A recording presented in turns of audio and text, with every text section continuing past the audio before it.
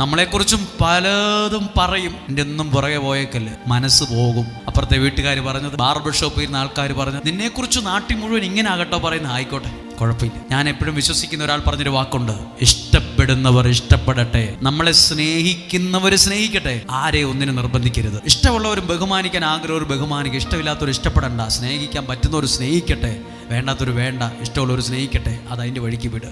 മനുഷ്യൻ പറയുന്ന വാക്കുകളുടെ പുറകെ പോയാൽ നമുക്ക് ഡിപ്രഷൻ വരും. അവരെന്താന്ന് വെച്ചാൽ പറയട്ടെ. പൗലോസ് ശ്ലീഹായെ കുറിച്ച് പറയുവാണ്, പുള്ളി ആരോ കൊന്നിട്ട് വന്നതാന്ന്.